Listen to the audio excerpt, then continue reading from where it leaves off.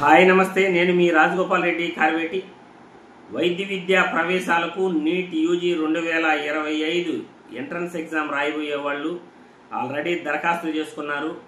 దరఖాస్తు చేసుకున్న విద్యార్థులందరూ కూడా ఏదైనా కరెక్షన్స్ ఉంటే చేసుకునేందుకు ఈరోజు చివరి తేదీ 11వ తేదీ మార్చి నెల 11:55 రాత్రికి మీరు కరెక్షన్ చేసుకునే వెసులుబాటు ఈ రోజుతో అయిపోతుంది. కాబట్టి ప్రతి విద్యార్థికి కూడా నేను ఈ వీడియో ద్వారా తెలియజేసేది ఏమిటంటే, ఏదైనా మీరు కరెక్షన్స్ ఉంటే మీ యొక్క లాగిన్ వెబ్సైట్లో మీరు ఏదైతే ఎన్టీఏ వారి లాగిన్ వెబ్సైట్ ఓపెన్ చేశారో nta.ac.in కానీ లేకపోతే https://neet.nta.ac.in ఈ రెండు వెబ్సైట్లను ఓపెన్ చేసి మీ యూజర్ ఐడి పాస్వర్డ్తో మీరు దరఖాస్తు చేసుకున్న ఆన్లైన్ అప్లికేషన్లో కరెక్షన్ చేసుకోవచ్చు.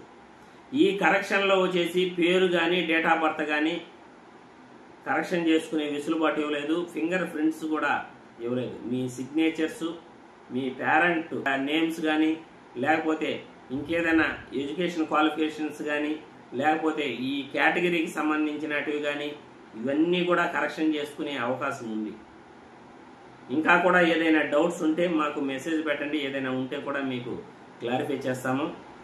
ఎందుకంటే ఈ కరెక్షన్ విండో ఓపెన్ అయిన తర్వాత ఎన్టీఏ వారి అఫీషియల్ వెబ్సైట్లో దరఖాస్తు చేసుకున్న విద్యార్థులు ఏదైనా తప్పులను కరెక్షన్ చేసుకోవాలంటే ఎన్టీఏ వారి అఫీషియల్ వెబ్సైట్లో మీరు లాగిన్ అయ్యి మీ కరెక్షన్ చేసుకోండి. ఈరోజు రాత్రి 11:50 వరకు టైం ఉంటుంది. అదేవిధంగా ప్రతి విద్యార్థికి కూడా ఏదైనా డౌట్లు ఉంటే కామెంట్ల రూపంలో తెలియజేయండి. ఎందుకంటే మరో వీడియోలో ఇంపార్టెంట్ టాపిక్స్ ఉన్నాయి. మెడికల్ కాలేజీలపైన, మెడికల్ సీట్లపైన ప్రతి విద్యార్థికి కూడా తెలియజేయాల్సిన అవసరం ఉంది. రాష్ట్రంలో ఎన్ని సీట్లు ఉన్నాయి, ఎన్ని సీట్లు అందుబాటులోకి రాబోతున్నాయి, ముఖ్యమైన అప్డేట్ ఒకటి మన దగ్గర ఉంది. రేపు వీడియోలో దాని గురించి మనం ప్రస్తావిస్తాము. కాబట్టి ఈరోజు ఎవరైనా అప్లికేషన్లో, ఆన్లైన్ అప్లికేషన్లో కరెక్షన్ ఏదైనా చేసుకోవాలంటే దయచేసి మీరు ఈ అవకాశాన్ని ఈరోజు ఉపయోగించుకోండి. ఇక మీదట కౌన్సిలింగ్ పైన ఈ మన రాష్ట్రంలో వైద్య విద్యా ప్రవేశాలకు జరిగే ప్రతి విద్యార్థికి కూడా డౌట్స్ పైన మనం ముందుకెళ్తుంటాము. కౌన్సిలింగ్ పూర్తయ్యేంత వరకు, ఎగ్జామ్ జరిగినప్పటి నుండి కూడా కౌన్సిలింగ్ పూర్తయ్యేంత వరకు కూడా మీకు పూర్తి సమాచారంను మన ఛానల్ ద్వారా అందించడం జరుగుతుందని ఈ వీడియో ద్వారా తెలియజేస్తున్నాను.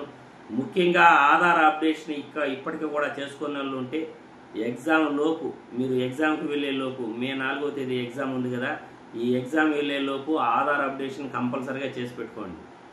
ఎందుకంటే 10th క్లాస్ మార్క్ లిస్టు ఏ విధంగా అయితే ఉంటుందో అందులో పేర్లు, మీ తల్లిదండ్రుల పేర్లు, డేట్ ఆఫ్ బర్త్ ఇవన్నీ ఎలా ఉంటాయో అదేవిధంగా ఆధార్లో కూడా పేరు ఉండాలి.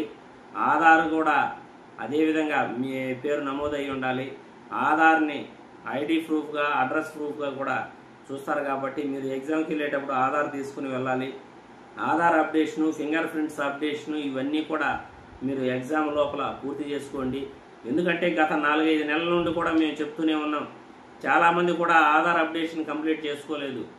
ఆ అప్లికేషన్స్ కూడా చివరి నిమిషంలో వరకు కూడా చాలామంది లేట్ చేశారు. అప్లికేషన్ ఆన్లైన్లో దరఖాస్తు చేసుకోవడానికి కూడా చాలా ఆలస్యం చేశారు. ఇప్పటికి కూడా మొత్తం 23,50,000 మంది ఆంధ్రప్రదేశ్ దేశం మొత్తం మీద కూడా నీట్ అప్లై చేసుకున్నారని మనకు వార్తలు వస్తున్నాయి. గత సంవత్సరంతో పోల్చుకుంటే 1,00,000 మంది ఈ సంవత్సరం తక్కువగానే అప్లై చేసుకున్నారని మనకు వార్తలు వస్తున్నాయి.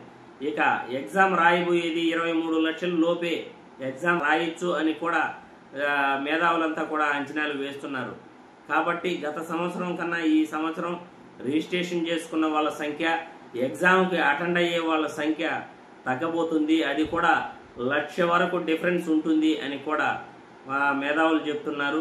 ఎన్టీఏ వారైతే ఇంకా అఫీషియల్గా మనకి రిలీజ్ చేయలేదు, కానీ దాదాపు 23.5 లక్షల మంది రిజిస్ట్రేషన్ చేసుకున్నారని మనకి తెలుస్తూ ఉంది.